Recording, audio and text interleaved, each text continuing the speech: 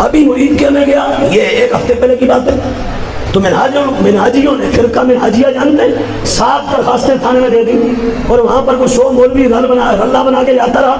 انہاں کیا پرچہ دو، ایسے جو کیا توڑا دماغ ٹھیک ہے، ادھے تے پرچہ کرانا ہے تے وہ پھر توڑے تے بھی کران گے، تسی سامھ لاؤ گے، انہاں تے سامھ لینا ہے، انہاں تے سامھ لینا ہے، تسی سامھ لاؤ گے، بس کرو، ہاں پھر جی ہمیں بچاؤ اس سے، آنے نہ دو اس کو، اس نے کہا ہاں روک تو نہیں سکتے، ہاں ہم وہاں اپنی سیکورٹی لگا دیں گے، سیکورٹی لگی ہوئی تھی، ہم ان کے پاس سے گزر کے اندر جا کے بیٹھا، میں اندر ایک جگہ بیٹھک میں بیٹھا تو انہوں نے کال کی تو پیچھے سے اور پولیس آ گئی، انسپیکٹر آ گیا، آفیسرز آ گئے، میرے پاس آ کے مجھے کہتا ہے گزارش ہے، میں نے کہا کیا، یہ بھی تازہ بات ہے، میں اپنے گھر میں نہیں تھا، اپنے شہر سے نکل کے ایک اور شہر میں تھا، پولیس لگی ہوئی ہے بندے پہ، میں نے کہا کیا گزارش ہے، کہتا ہے کسی شخصیت کو ہٹ نہیں کرنا، میں نے کہا سنو، ہمارا خطاب ہوگا the constitution of the Islamic republic of Pakistan, Pakistan penal code and Quran and Sunnah کی روشنی میں، خانہ خدا میں بیٹھا ہوں واللہ العظیم، میں نے یہ بولا نا، مجھے کہتا ہے دیکھیں آپ کے ہمارے پاس کلپس پہنچے ہیں، آپ بڑی بڑی شخصیات کو ٹارگٹ کرتے ہیں، میں نے کہا اچھا، پھر کہتا ہے لگتا ہے کہ میں نے جو گزارش کی آپ کو سمجھ نہیں آئی، میں نے کہا محترم ہم تمہیں سمجھ گیا، میں سمجھ کے جواب بھی دے چکا ہوں، پھر میں نے کہا اس کو اب پنجابی میں کہتے ہیں تھنی پننا، اور اردو میں کہتے ہیں ناک مروڑ کے تو پوتھا سیکنا، میں نے کہا لگتا ہے کرنا پڑے گا، میں نے پھر پورا کروڑ کے ٹھہر کر دھیمے دھیمے میں نے کہا ہاں آپ نے جو گزارش کی ہم نے سمجھ لی، ہم نے اس پر آپ کو جواب بھی دے دیا، پھر سن لیں کیا میرا خطاب ہوگا the constitution of the Islamic republic of Pakistan and Pakistan penal code and ان کے اوپر جو سپریم لا ہے قرآن اینڈ سنہ اس کی روشنی میں۔ اب جب اس نے دیکھا نا کہ یہ تو کوئی سر والا خطیب نہیں ہے جو کہتا جی سر جی جو آپ نے بولا ہم حاضر ہیں، یہاں پریشر لینے کا نہیں یہاں دینے کا ہے، تو جب یہ ہوا میں مسجد میں بیٹھا ہوں واللہ عرش والا گواہ ہے، وہ جو میری طرف کھڑا تھا منہ ایسے موڑ کے نا تو ہمارے وہاں کے لوگوں کو کہتا ہے دیکھیں وہ تو عالم ہیں انہوں نے علم ہی بیان کرنا ہے، تسی خیال کرنا کو بد نظمی پیدا نہ ہوئے۔ اور پھر ہم نے خطاب کیا نا جب تو میں نے کہا او منہاجیو،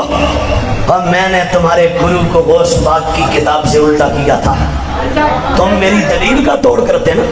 تم میری دلیل توڑتے، میں نے غوث پاک کا حوالہ دیا تم اس سے بڑا حوالہ لاتے یا غوث پاک کی ٹکر کا حوالہ لاتے، پھر تو مزہ تھا، تم نے ایجنسیوں سے مدد مانگ لی، پولیس سے مدد مانگ لی، میں نے وہاں بھی کہا یہاں بھی کہہ دوں باز آ جاؤ، ہمیں مت چھیڑو، ہمیں مت چھیڑو، ورنہ 10 گھنٹے کا خطاب کر دوں گا میاں طاہر پر،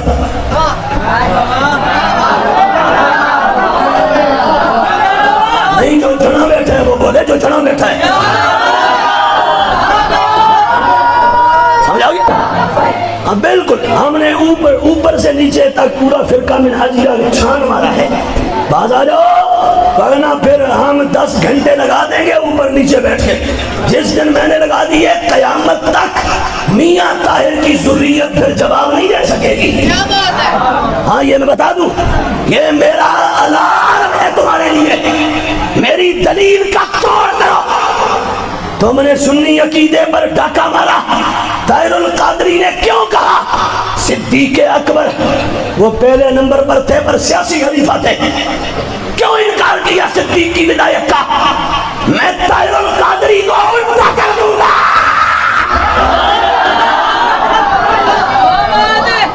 دادا صاحب کہیں،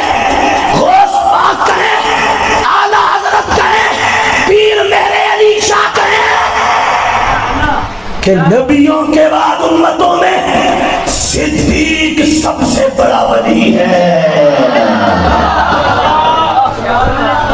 اور طاہر القادری ایران والوں کو خوش کرنے کے لیے صدیق کی خلافت کا عقیدہ توڑنے کا دھندا کرے، ہماری جان تو جا سکتی ہے، صدیق کی عزت پر کسی کو بھوکنے نہیں دیں گے۔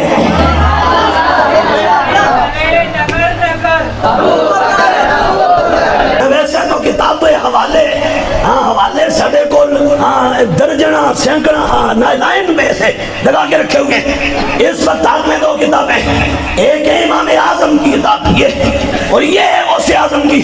میرا چیلنج ہے طاہر القادری کا پورا سسٹم میرے سامنے بیٹھ جائے، ان دو کتابوں پر فیصلہ کر لیتے ہیں۔ جو امام اعظم نے لکھ دیا، جو غوث اعظم نے لکھ دیا، اللہ گواہ ہے دن کے 12 بجے میں طاہر القادری کو اونڈے منہ نہ گراؤں تو مجھے امام محمد رضا کا غلام نہ کہنا۔